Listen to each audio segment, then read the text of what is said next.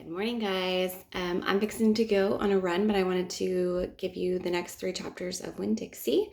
So we're going to start with chapter 16. Litmus W. Block was just a boy when the firing on Fort Sumner occurred, Miss Franny Block said as she stared in on her story. Fort Sumter? I said. It was the firing on the Fort Sumter that started the war, said Amanda. Okay, I said, and I shrugged. Well, Litmus was 14 years old. He was strong and big, but he was still just a boy. His daddy, Artley W. Block, was already enlisted, and Litmus told his mama that he could not stand by and let the South get beat. And so he went to fight too. Miss Franny looked around the library and then she whispered, Men and boys always want to fight. They are always looking for a reason to go to war. It is the saddest thing. They have this abiding notion that war is fun, and no history lesson will convince them differently. Anyway, Litmus was sent and enlisted. He lied about his age. Yes, ma'am, like I said, he was a big boy. And the army took him, and Litmus went off to war, and just like that.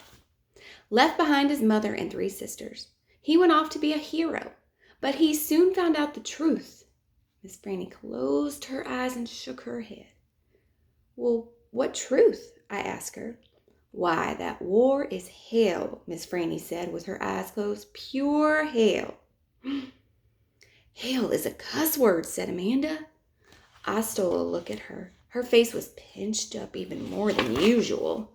War, said Miss Franny with her eyes still closed, should be a cuss word too. She shook her head and opened her eyes. She pointed at me and then she pointed at Amanda. You, neither of you, can imagine. No, ma'am, Amanda and me said at exactly the same time. We looked real quick at each other and then back at Miss Franny. You cannot imagine. Litmus was hungry all the time, and he was covered with all manner of vermin, fleas, and lice, and in the winter he was so cold he thought for sure he would freeze to death. And in the summer, why, there's nothing worse than war in the summertime. It stinks so. And the only thing that made Litmus forget that he was hungry and itchy and hot or cold was that he was getting shot at. And he got shot at quite a bit, and he was nothing more than a child. Did he get killed? I asked Miss Franny. Good grief, said Amanda, and she rolled her eyes. Now, Opal, Miss Franny said, I wouldn't be standing in this room telling you this story if he was killed.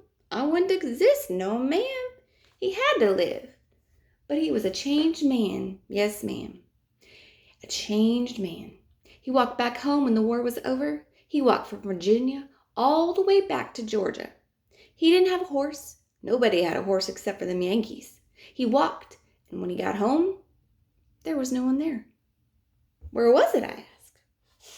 I didn't care if Amanda thought I was stupid. I wanted to know, where was his house? Why, Miss Franny shouted so loud that Winn, Dixie, and Amanda Wilkinson and me all jumped. The Yankees had burned it. Yes, ma'am, burned it to the ground.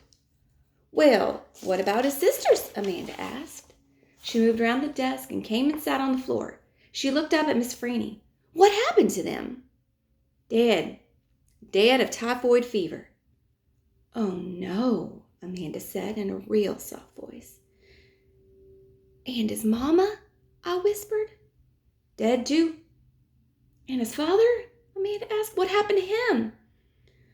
He died on the battlefield. Litmus was an orphan? I asked. Yes, ma'am, said Miss Franny Block. Litmus was an orphan. This is a sad story, I told Miss Franny. It sure is, said Amanda. I was amazed that she was agreeing with me about anything. I'm not done yet, said Miss Franny. When Dixie started to snore and I nudged him with my foot to try to make him quit, I wanted to hear the rest of the story. It was important to me to hear how Litmus survived after losing everything he loved. Chapter 17. Well, Litmus came home from the war, said Miss Franny as she went on with her story, and found himself alone. And he sat down on what used to be the front step of his house, and he cried and cried. He cried like a baby. He missed his mama, and he missed his daddy, and he missed his sisters, and he missed the boy he used to be. When he finally finished crying, he had the strangest sensation. He felt like he wanted to do something sweet. He wanted a piece of candy. He hadn't had a piece of candy in years. And it was right then that he made a decision. Yes, ma'am, Litmus W. Block figured the world was a sorry affair and that it had enough ugly things in it, and what he was going to do was concentrate on putting something sweet in it. He got up and started walking. He walked all the way to Florida. And the whole time he was walking, he was planning. Planning what, I asked. Why, planning the candy factory.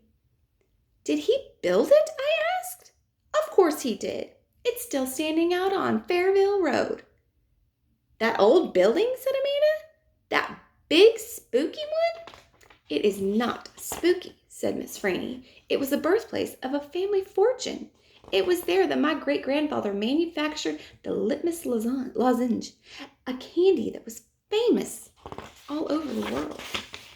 Well, I've never heard of it, said Amanda. Me neither, I said. Well, said Miss Franny, they aren't made anymore. The world, it seems, lost its appetite for Litmus lozenges, but I still happen to have a few. She opened the top drawer of her desk. It was full of candy. She opened the drawer below that, and it was full of candy too. Miss Franny Block's whole desk was full of candy. Would you care for one? She asked Amanda and me. Yes, please, said Amanda. Sure, I said. Can Winn Dixie have one too? I've never known a dog that cared for hard candy, said Miss Franny, but he's welcome to have one. Miss Franny gave Amanda one lozenge and me two. I unwrapped it and held it out for Winn Dixie. He sat up and sniffed it and wagged his tail and took the candy from between my fingers real gentle. He tried to chew on it, and when that didn't work, he just swallowed the whole thing in one big gulp. Then he wagged his tail at me and lay back down. I ate mine really slow. It tasted good. It tasted like root beer and strawberry and something else I didn't have a name for, something that made me feel kind of sad. I looked over at Amanda. She was sucking on her candy and thinking real hard. Do you like it, Miss Franny asked me. Yes, ma'am, I told her. What about you, Amanda? Do you like the lozenge? Yes, ma'am, but it makes me think of things that I feel sad about. I wondered what in the world Amanda Wilkinson had to feel sad about. She wasn't new to town. She had a mom and a daddy. I'd seen her in church with them. There's a secret ingredient in there, Miss Franny said. I know it, I told her. I can taste it. What is it? Sorrow, Miss Franny said. Not everybody can taste it. Children especially seem to have a hard time knowing it's there. I taste it, I said. Me too, said Amanda. Well then, Miss Franny said, you've probably both had your share of sadness.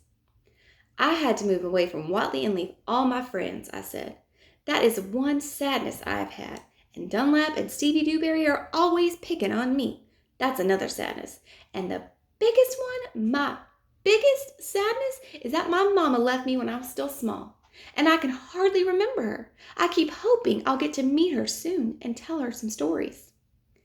It makes me miss Carson, said Amanda. She sounded like she was going to cry. I have to go. And she got up and almost ran out of the Herman Block Memorial Library. Who's Carson? I asked Miss Franny. She shook her head. Sorrow, she said. It's a sorrow-filled world. But how do you put that in a piece of candy? I asked her. How do you get that taste in there? That's the secret, she said. That's why Litmus made a fortune. He manufactured a piece of candy that tasted sweet and sad at the same time. Can I have a piece of candy to take to my friend Gloria Dump? And another one to take to Otis down at Gertrude's Pets. Oh, and one for the preacher. Oh, and Sweetie Pie, too. You may take as many as you want, she said. So I stuffed my pockets full of Litmus lozenges, and I thanked Miss Franny for her story, and I checked out Gone with the Wind, which was a very big book, and I told Winn Dixie to get up, and the two of us left and went over to Gloria Dump's. I rode right past the Dewberry's house. Dunlap and Stevie were playing football in the front yard, and I was just getting ready to stick my tongue at them. But I thought about what Miss Franny said, about how war. I thought about what Gloria Dump said about not judging them too hard. So I just waved at them instead. They stood and stared at me. But when I was almost all the way past, I saw Dunlap put his hand in the air and waved back at me. "Hey," he hollered. "Hey, Opal." I waved harder, and I thought about Amanda Wilkinson and how it was neat that she liked a good story the same as I did. And I wondered again, who was Carson? Chapter 18. When we got to Gloria Dump's, I told her I had 2 surprises for her and asked her which one she wanted first, the small one or the big one. The small one," said Gloria. I handed her the litmus lozenge, and she moved it around in her hands, feeling it. "Candy?" she said. "Yes, ma'am," I told her. "It's called a litmus lozenge." "Oh, Lord, yes, I remember these candies. My daddy used to eat them." She unwrapped the candy and put it in her mouth and nodded her head. "Do you like it?" I asked. It tastes sweet, but it also tastes like people leaving." "You mean sad?" I asked. "Does it taste like sorrow to you?" "That's right," she said. "It tastes sorrowful but sweet. Now, what is surprise number 2? "A book," I said. "A book?" "Uh-huh," I said. "I'm going to read it out loud to you. It's called Gone with the Wind. Miss Franny says it's a great book. It's about the Civil War. Do you know all about the Civil War?" "I've heard it mentioned a time or 2, said Gloria, nodding her head and sucking on the candy. "It's going to take us a long time to read this book," I told her. "There are 1,037 pages." "Ooh-wee," said Gloria. She leaned back in her chair and crossed her hands on her stomach. "We'd best get started then." And so I read the first chapter of Gone with the Wind out loud to Gloria Dump. I read it loud enough to keep her ghost away, and Gloria listened to it good. And when I was done, she said it was the best surprise she had ever had, and she couldn't wait to hear chapter 2. That night I gave the preacher his lozenge before he kissed me goodnight. "What's this?" he said. "It's some candy that Miss Franny's great-grandfather invented. It's called a litmus lozenge." The preacher unwrapped it and put it in his mouth, and after a minute he started rubbing his nose and nodding his head. "Do you like it?" I asked. "It has a peculiar flavor." "Root beer?" I said. "Something else." "Strawberry?" "That too, but there's still something else. It's odd." I could see the preacher getting further and further away. He was hunching up his shoulders and lowering his chin and getting ready to pull his head back inside his shell. "It almost tastes a little melancholy," he said. "Melancholy? What's that?" "Sad," said the preacher. He rubbed his nose some more. "It makes me think of your mother." Winn Dixie sniffed at the candy wrapper in the preacher's hand. "It tastes sad," he said, and sighed. "It must be a bad batch." "No," I told him, and I sat up in bed. "That's the way it's supposed to taste. Litmus came back from the war, and his whole family was dead. His daddy died fighting, and Mama and sisters died from a disease, and the Yankees burned his house down. And Litmus was sad, very sad, and what he wanted more than anything in the whole world was something sweet. So he built a candy factory and made litmus lozenges, and he put all the sad he was feeling right into that candy." "My goodness," said the preacher. Winn Dixie snuffed the candy wrapper out of the preacher's hand and started chewing on it. "Give me that," I said to Winn Dixie, but he wouldn't give it up. I had to reach inside his mouth and pull it out. "You can't eat candy wrappers," I told him. The preacher cleared his throat. I thought he was going to say something real important, maybe tell me another thing that he remembered about my mama. But this is what he said. "Opal, I had a talk with Miss Dewberry the other day. She said that Stevie says that you called him a bald-headed baby." "It's true," I said. "I did. But he calls Gloria Dump a witch all the time, and he calls Otis retarded. And once he even said that my mama said I shouldn't spend all my time with old ladies. That's what he said." "Well, I think you should apologize," said the preacher. "Me?" I said. "Yes," he said. You tell Stevie that you're sorry if you said anything that hurt his feelings. I'm sure he was just trying to be your friend." "I don't think so," I told him. "I don't think he wants to be my friend." "Some people have a strange way of going about making friends," he said. "You apologize." Yes, sir, I said, and then I remembered Carson. Daddy, I said, do you know anything about Amanda Wilkinson? Well, what kind of thing? Do you know something about her and somebody named Carson? Well, Carson was her brother. He drowned last year. He's dead? Yes, said the preacher. His family is still suffering a great deal. Well, how old was he? 5, said the preacher. He was only 5 years old. Daddy, I said, how could you not tell me something like that? Other people's tragedies should not be the subject of idle conversation. There was no reason for me to tell you. It's just that I needed to know, I said, because it helps explain Amanda. No wonder she's so pinch-faced. What's that? Said the preacher. Nothing, I said. Good night, India Opal, said the preacher. He leaned over and kissed me, and I smelled the root beer and strawberry and the sadness all mixed together on his breath. He patted Winn Dixie on the head and got up and turned off the light and closed the door. I didn't go to sleep right away. I lay there and thought how life was like a litmus lozenge, how the sweet and the sad were all mixed together, and how hard it was to separate them out. It was confusing. Daddy! I shouted. After a minute, he opened the door and raised his eyebrows at me. What was the word you said? The word that meant sad. Melancholy, he said. Melancholy, I repeated. I liked the way it sounded, like there was music hidden somewhere inside it. Good night now, the preacher said. Good night, I told him back. I got up out of bed and I unwrapped a litmus lozenge and sucked on it hard and thought about my mama leaving me. That was a melancholy feeling. And then I thought about Amanda and Carson, and that made me feel melancholy too. Poor Amanda and poor Carson. He was the same age as Sweetie Pie. But he would never get to have his 6th birthday party. And that's the end of chapter 18, and we'll start on 19 next. These couple of chapters were a little sad, so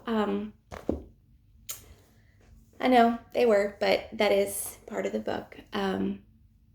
It's a great book, no matter the sadness and the happiness. It's all there, just like India Opal was feeling. It's all there in this book too, all those feelings. So I hope you guys enjoyed the book so far. We'll see you next time.